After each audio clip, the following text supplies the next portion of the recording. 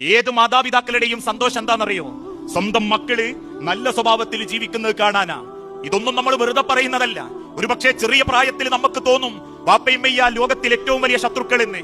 തന്റെ ശൈശവ കാലഘട്ടത്തിൽ വാപ്പയുമ്മയും നല്ല രസമായിട്ട് തോന്നും. പ്രായമറിയിക്കുന്ന കാലഘട്ടത്തിൽ അവര് നമ്മൾക്ക് ശത്രുക്കളാവും.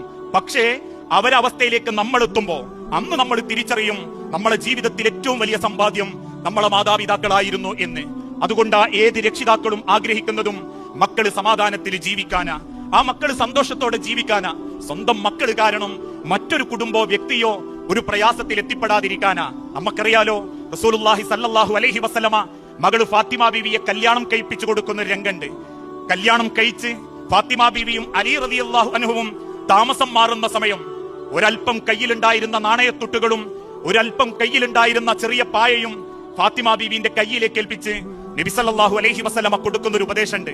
ഫാത്തിമ ബീവിനെ അടുത്തേക്ക് വിളിക്കും. അടുത്ത് വന്നിരിക്കുന്ന ഫാത്തിമ ബീവിന്റെ മുഖത്ത് നോക്കിയിട്ട് റസൂലുള്ള പറയും, യാ ഖിതഅതു കബദ്, എന്റെ കരളിന്റെ കഷണമായ ഫാത്തിമ, മോളെ, വാപ്പ നിന്നോട് ചില ഉപദേശങ്ങൾ തരികയാ. ഫാത്തിമ ബീവി ചോദിച്ചു, എന്തേ വാപ്പ?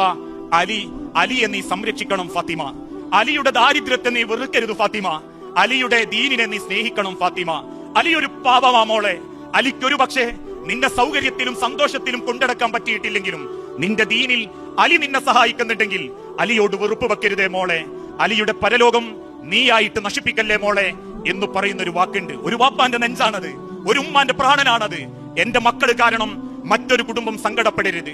എന്റെ മകള് കാരണം മറ്റൊരാൾ ജീവിതത്തെ വെറുക്കരുത്. പ്രിയപ്പെട്ട മക്കളെ, നിങ്ങളെ തൊട്ടും രക്ഷിതാക്കൾ അതേ ആഗ്രഹിക്കുന്നുള്ളൂ. 10++നേക്കാൾ മറ്റേത് ഡിഗ്രിയേക്കാൾ സ്വന്തം പെൺകുട്ടിയും ആൺമക്കളും മറ്റൊരാളെ സങ്കടപ്പെടുത്തരുതെന്നും സ്വയം സങ്കടപ്പെടരുതെന്നും ചിന്തിച്ചിട്ട പല മാതാപിതാക്കളും പലതും മറന്ന് ജീവിക്കാനുള്ള കാരണം.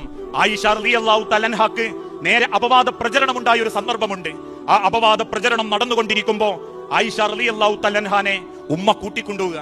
സ്വന്തം വീട്ടിലെത്തി അവിചാരിതമായി അപ്രതീക്ഷിതമായി ഇങ്ങനെയൊരു സംസാരം പുറത്ത് നടക്കുന്നുണ്ട് എന്നറിഞ്ഞപ്പോ ആയിഷ റളിയല്ലാഹു തആല അൻഹാനെ അണച്ചുകൂട്ടി പിടിച്ചിട്ട് ആ ഉമ്മ പറയുന്നുണ്ട്, ആയിഷ, നീ കാരണം അള്ളാഹുവിന്റെ റസൂല് കരയാൻ പാടില്ല, അള്ളാഹുവിന്റെ പ്രവാചകന്റെ മനസ്സ് വേദനിക്കാൻ പാടില്ല. ഇതാണ് മക്കളെ ഏത് മാതാപിതാക്കളും ആഗ്രഹിക്കുന്നത്.